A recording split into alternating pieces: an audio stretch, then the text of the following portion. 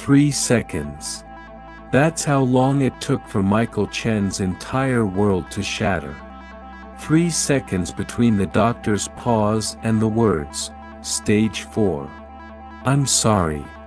But here's what's extraordinary. Michael later said those 3 seconds were the greatest gift he ever received. Not because of what he lost, but because of what he finally understood. Today on Buddha Coha, I'm going to share with you the ancient secret that transformed Michael's tragedy into liberation, the same truth that turned a prince into the Buddha 2,500 years ago. And a warning, once you see this, you cannot unsee it. Your life will never be the same. If you're tired of suffering, tired of anxiety about the future, tired of clinging to things that keep slipping away, this message is specifically for you. Stay with me until the end, because what you're about to discover might be the key you've been searching for your entire life. Part 1, The Night Everything Changed, a Buddhist tale retold. Picture this, ancient India, 500 BCE. A young prince named Siddhartha has been locked in a golden palace his entire life. His father, the king, has hidden all suffering from him, no sick people, no elderly, no death. The prince lives in an artificial paradise, surrounded by young, beautiful, healthy people. But comfort built on lies never lasts. One night, Siddhartha can't sleep. Something gnaws at him, a splinter in his mind. He bribes his charioteer, "Take me outside. I need to see what's beyond these walls." What happens next will sound familiar because it's happening to you right now, just in slow motion. First street, an old man, bent like a question mark, shuffling with a cane. "What's wrong with him?" the prince gasps. "He's old, my lord." It happens to everyone who doesn't die young. The prince's hands start trembling. Everyone. Even him. Second street, a man writhing in pain, covered in sores, crying out in agony. "Disease, my lord." The body breaks down. No one escapes it. The prince's perfect world cracks like an egg. Third street, a funeral procession. A body wrapped in white, still as stone. Family members wailing, tearing their clothes. Death, my lord. The final destination for all living beings. The prince orders the chariot to stop. He steps out, legs shaking, and does something unexpected. He laughs. Not from joy, but from the absurdity of it all. His entire life, everything he'd been taught, his whole identity, all of it was built on running from these 3 unavoidable truths. Then, on the 4th street, he sees a monk. Calm. Peaceful. Smiling even. "How?" Siddhartha asks. "How can you smile when aging, sickness, and death are coming for you?" The monk's answer changes history, "Because I've stopped running." When you stop fighting reality, suffering ends. That night, Prince Siddhartha left his palace forever. 6 years later, he became the Buddha, the awakened one, and what he awakened to is what I'm about to share with you now. Part 2, The Modern Pressure Cooker, When Life Hits Different. Now let's talk about Jessica. 34-year-old, San Francisco-based tech executive. She's listening to this very podcast. Yes, Jessica, this one's for you and the thousands like you. Jessica did everything right. Straight A's. Ivy League. 6-figure job by 25. Marriage to David, the surgeon everyone loved. The 2-story house in Palo Alto. The Tesla. The investment portfolio. Her Instagram, flawless. But at 2 a.m., when the Ambien wore off too early, Jessica would stare at the ceiling with a truth she couldn't post. She was terrified. Constantly. Terrified of losing her job in the next layoff. Terrified David would find someone younger. Terrified the market would crash. Terrified of the wrinkles starting around her eyes. Terrified her parents were aging. Terrified she was wasting her life. Terrified she wasn't terrified enough about the right things. The anxiety medication helped until it didn't. The therapy helped until it didn't. The yoga helped until it didn't. Then came the Tuesday that broke her. 9:14 a.m., an email. Restructuring. Your position has been eliminated. Effective immediately. 11:30 a.m., a text from David. We need to talk. Tonight. 2:45 p.m., a call from Mom. Dad's tests came back. It's not good. By 3 p.m., Jessica found herself sitting in her car in a Whole Foods parking lot, hyperventilating into a paper bag. Everything she'd built, everything she'd protected, everything she believed would make her safe, crumbling like a sandcastle at high tide. But plot twist, this wasn't her ending. This was her beginning. If you're feeling what Jessica felt, if this story is hitting close to home, hit that subscribe button right now. Join the Buddha Coha community, where we turn suffering into wisdom. Because what comes next will revolutionize how you handle every crisis for the rest of your life.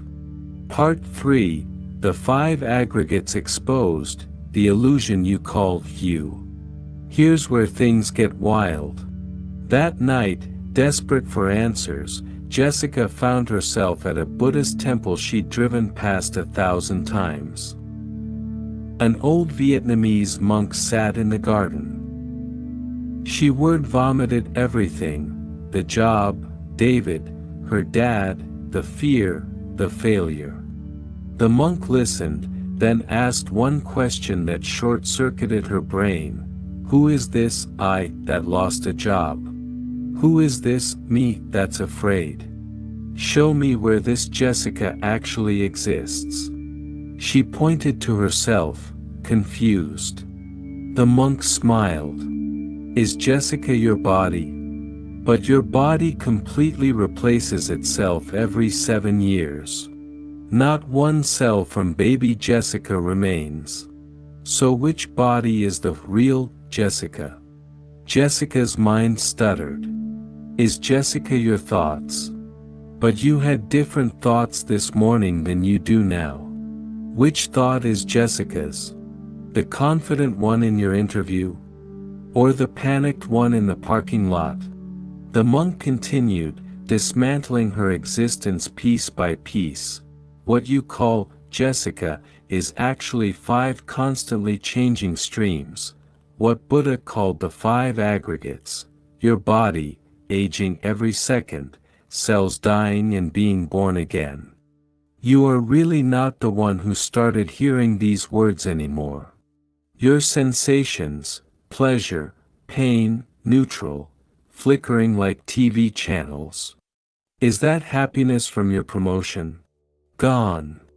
That devastation from being fired? Also temporary. Your perceptions, how you interpret reality. But remember when you thought David was perfect? When did you think your job defined you?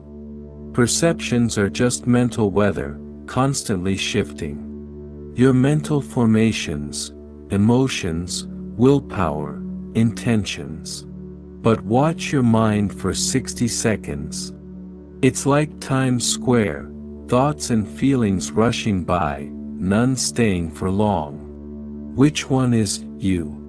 Your consciousness, your basic awareness. But where does it go in deep sleep?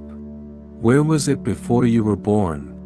The monk leaned forward. Jessica doesn't exist the way you think she does.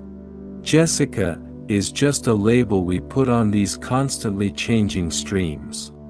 Like calling a river the Mississippi, useful for navigation, but the river is never the same water twice. Jessica's world tilted. Then what am I?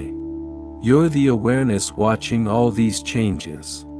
You're the sky, not the clouds. You're the ocean, not the waves.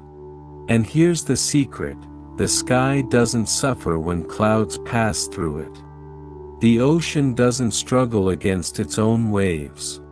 Part 4, The Craving Machine, Why We Suffer. But Jessica wasn't buying it. That's philosophical BS. My pain is real. My father is dying. My marriage is ending. My career is destroyed. Don't tell me it's all an illusion. The monk nodded. Your pain is absolutely real. But your suffering? That's optional. What's the difference? Pain is when you lose your job. Suffering is the story you tell yourself about what it means. Pain is your father being sick. Suffering is the mental movie of a future without him, playing on repeat. Pain is inevitable. Suffering is manufactured. He pulled out an apple, took a bite, then held it up. This apple is already rotting. From the moment it formed on the tree, it was dying. But does the apple suffer from its decay? No. Only humans suffer, because only humans resist what is. Buddha discovered that suffering comes from tanha, literally thirst. We're addicted to things being permanent when nothing is. Watch, the monk pulled out his phone, showed her a photo of a beautiful beach sunset. Beautiful, yes. Now imagine you're there. What happens in your mind? Jessica thought. I'd want to capture it, make it last. I'd take photos. I wish I could stay forever. I'd feel sad knowing I have to leave. Exactly. Even in paradise, you suffer. Because you're not actually there, you're in your head, grasping at permanence. The sunset doesn't suffer from ending. Only you do. But, the monk's eyes sparkled, what if you could enjoy the sunset fully, knowing it will end, without the grasping? What if impermanence made it more beautiful, not less? Part 5, The Breaking Point Breakthrough. Jessica went home to an empty house. David had packed his things. The divorce papers were on the kitchen counter. Her phone buzzed with hospital updates about her father. Her laptop showed rejection emails from job applications. She stood in her designer kitchen, in her perfect house, in her curated life, and something inside her finally broke. But not broken like destroyed. Broke like an egg breaks to let the bird out. She started laughing. Then crying. Then both. Her neighbors probably thought she'd lost it. Maybe she had. But she'd lost something that needed losing. For 20 years, she'd been playing a video game called, If I Just Get Enough Achievements, I'll Be Safe from Impermanence. She'd been building sandcastles against the tide of time. She'd been trying to stop the river with her bare hands. The monk's words echoed, suffering is optional. She looked at the divorce papers. Pain. Yes. But the suffering, the story that she was a failure, that she'd never find love again, that this shouldn't be happening, that was optional. She thought about her father. Grief. Natural. But the desperate mental grasping, trying to freeze him in time, the anticipatory mourning while he was still alive, optional. The job loss. Disappointing. But the identity crisis, the shame, the story that her worth was tied to her title, optional. For the first time in her life, Jessica did something revolutionary. She stopped fighting reality. She sat on her kitchen floor, closed her eyes, and just let go. Not giving up. Not becoming passive.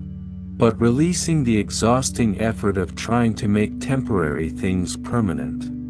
And in that surrender, something unexpected happened. Peace. Not the fake peace of everything going right, but the real peace of not needing it to. Part 6, The Noble Eightfold Path, Your GPS to Freedom. The next morning, Jessica woke up different.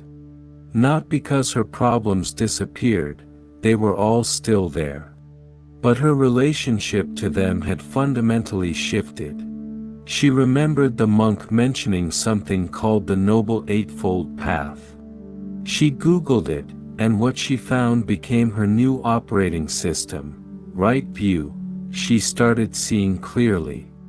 Not through the lens of how things should be, but how they actually are. Impermanent. Changing. Flowing. When anxiety arose about money, instead of spiraling, she'd observe, fear is visiting. It's impermanent.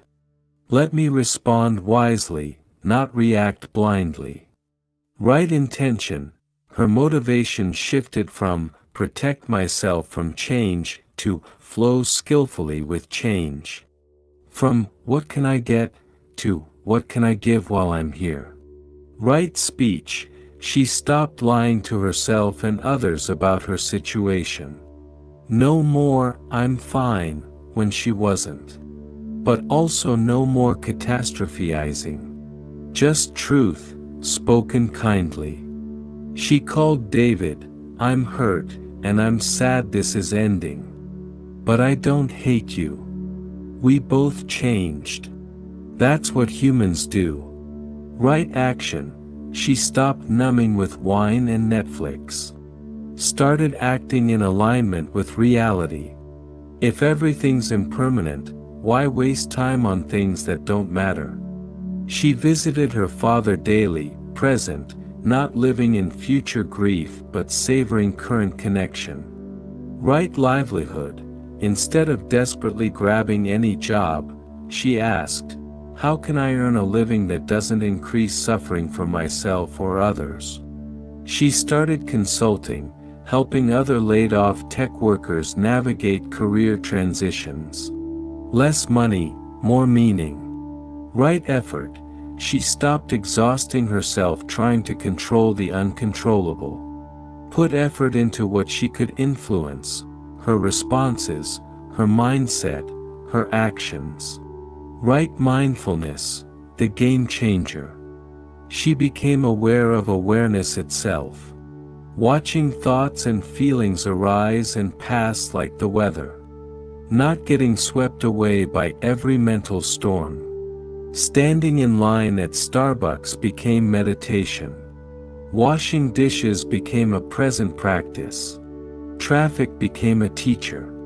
Right concentration, 20 minutes each morning, she'd sit and focus on her breath. Training her mind to rest in the present instead of time traveling to past regrets or future fears. The monkey mind still chattered, but now she didn't believe everything it said. Part 7, The Unexpected Plot Twist. 3 months into this new way of being, Jessica got a call that should have devastated her.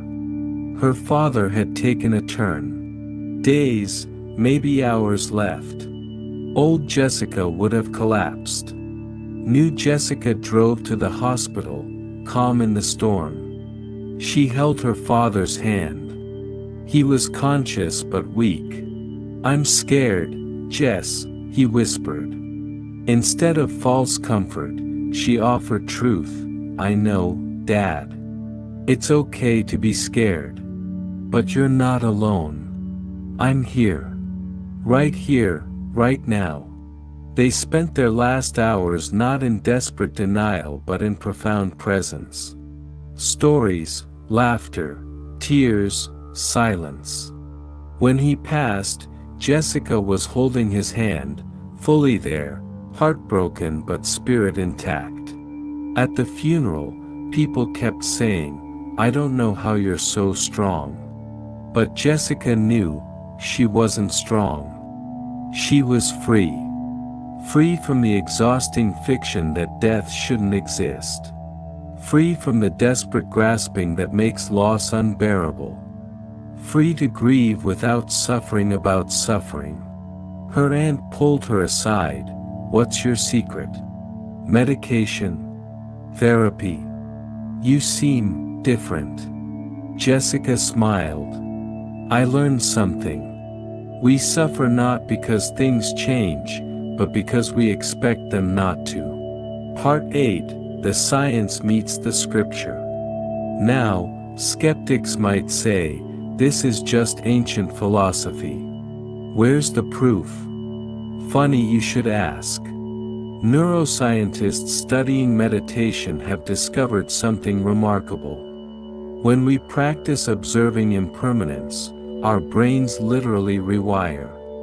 The default mode network, responsible for rumination and suffering, quiets down. The anterior cingulate cortex, managing emotional regulation, strengthens.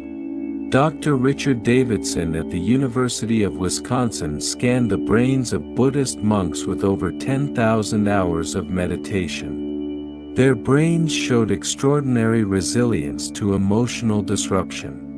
They could witness suffering without being hijacked by it. But here's what's really wild: you don't need 10,000 hours.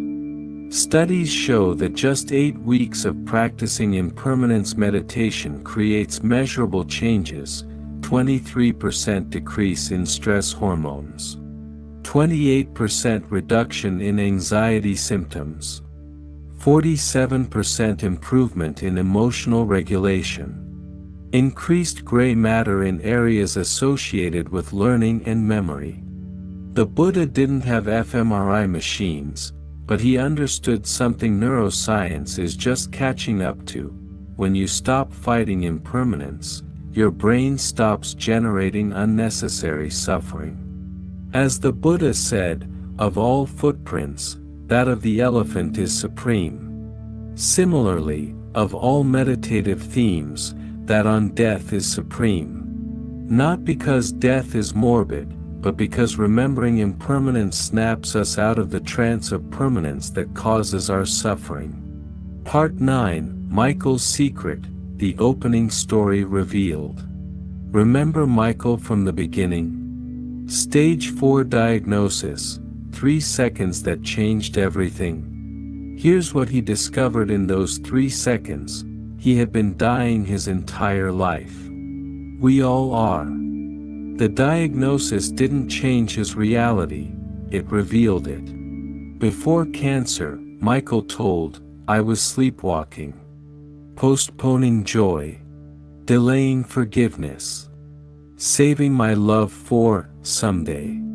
The diagnosis woke me up to the truth: someday is an illusion. There's only today. Michael didn't spend his remaining months in denial or despair. He spent them awake, truly alive for perhaps the first time. He reconciled with his estranged brother. Not because he was dying, but because he finally understood, every relationship is already ending. Every goodbye could be the last. Why waste precious time on grudges? He quit trying to leave a legacy and focused on leaving love. Every conversation became sacred. Every meal, a celebration. Every sunset, a masterpiece he'd been too busy to notice before. Cancer didn't teach me how to die, Michael said. It taught me how to live. And the secret was so simple: stop pretending things last forever. They don't. They never did. And that's what makes them precious. Michael passed away last spring. But here's the thing, he wasn't afraid. He'd already died to the illusion of permanence. Physical death was just another transition in the constant flow of change he'd learned to dance with. His last words to his wife, "What a ride. What a beautiful, temporary, perfect ride." Part 10, your practice starts now. So where does this leave you? Right here, right now, as you hear these words that have become a memory. You have a choice: return to the trance, pretend things are permanent, keep suffering when they change. Or wake up. Here's your practical prescription for liberation, the morning reality check. Before you check your phone, spend 3 minutes contemplating, my body is aging and will die. Everything I love will end. Everyone I know will die. All my possessions will break, be lost, or be left behind. Not to depress yourself, but to free yourself. When you remember everything's temporary, that email doesn't seem so urgent, does it? The impermanence bell, set a phone reminder 3 times daily. When it rings, stop and notice, what's changed since this morning? What am I clinging to right now? What am I resisting? Just notice. Awareness itself begins the liberation. The letting go practice, each night, practice releasing the day. I let go of today's successes. I let go of today's failures. I let go of who I was today. I make space for who I'll become tomorrow. The death meditation, advanced once weekly, spend 20 minutes imagining your own death. Not morbidly, but practically. What would you regret not saying, not doing, not forgiving? Then go do those things. Now. While you can. Part 11, Common Obstacles and Resistance. Now your mind might be fighting back, this is depressing. This is nihilistic. If nothing matters, why try? But you're missing the point. It's not that nothing matters, it's that everything matters more because it's temporary. Think about it, which is more precious? A plastic flower that lasts forever, or a real rose that blooms and fades? Which sunset is more beautiful, the one you think will last forever, or the one you know is fleeting? Impermanence isn't the enemy of meaning, it's the source of it. But I can't just accept my loved ones dying. You don't have to like it. You don't have to want it. But fighting reality is like declaring war on gravity. You'll lose, and you'll exhaust yourself in the process. Acceptance isn't resignation. It's seeing clearly so you can respond wisely instead of react blindly. This seems like giving up on improvement. Opposite. When you accept that you're changing anyway, you can direct that change skillfully. When you stop wasting energy maintaining illusions, you have more energy for genuine growth. The Buddha didn't say, accept everything and do nothing. He said, see clearly and act wisely. Part 12, The Ultimate Secret. Here's what the Buddha discovered that night under the Bodhi tree, the secret that ends suffering. You are not your body, your thoughts, your emotions, your story, your achievements, or your failures. You are the awareness that observes all these temporary phenomena arising and passing. You're the sky, not the weather. You're the ocean, not the waves. You're the space in which everything appears and disappears. And space doesn't suffer when things move through it. This isn't philosophy, it's your direct experience. Right now, notice, you're aware of reading these words. You're aware of thoughts about these words. You're aware of feelings about these words. That awareness, that's who you truly are. And that awareness is already free. It doesn't age. It doesn't die. It doesn't suffer. It simply is. Everything else, your body, your life situation, your relationships, they're like clouds passing through the sky of your awareness. Beautiful, temporary, constantly changing. When you identify with the sky instead of the clouds, suffering ends. Not pain, pain is part of life. But the unnecessary suffering that comes from fighting reality. Jessica now teaches meditation. Not because she's special, but because she's free. Free from the prison of pretending things don't change. She still cries, but doesn't suffer about crying. Still feels joy, but doesn't grasp at it desperately. Still plans for the future, but doesn't live there. Every morning, she shares this prayer with her students. Today I remember, everything I see is already changing. Everyone I meet is already dying. Every experience is already ending. And this is not tragedy, this is freedom. In accepting impermanence, I find peace. In releasing control, I find power. In letting go, I find everything. Friends, our time together today has come to an end.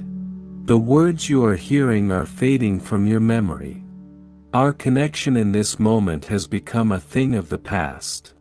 But here's the beautiful paradox: understanding impermanence makes this moment more precious, not less. Knowing our time is limited makes it sacred. The Buddha's last words were, "All conditioned things are impermanent. Work out your salvation with diligence. Not tomorrow. Not when you're ready. Not when life gets easier. Now. Because now is all you ever have." If this message has awakened something in you, don't let it fade. Subscribe to Buddha Coha right now. Share this with someone who's suffering and thinks it will last forever. Comment below with your insights. Your words might be exactly what another soul needs to hear. Remember, you're already dying. We all are. And that's not the problem, that's the solution. Because once you accept that everything ends, you're finally free to begin. The question isn't whether you'll lose everything, you will. The question is, will you suffer about it, or will you dance with it? The choice is yours. And you make it again and again, moment by moment, breath by breath. This is Buddha Coha, reminding you, let go or be dragged. The river of impermanence is flowing whether you fight it or flow with it. But when you flow with it, when you finally let go and flow, you discover that you were never separate from the river. You are the river. And the river doesn't struggle with its own current. May you find peace in the flow. May you find freedom in letting go. May you find joy in the precious, temporary, perfect dance of impermanence. Until next time, remember, this too shall pass. Thank you.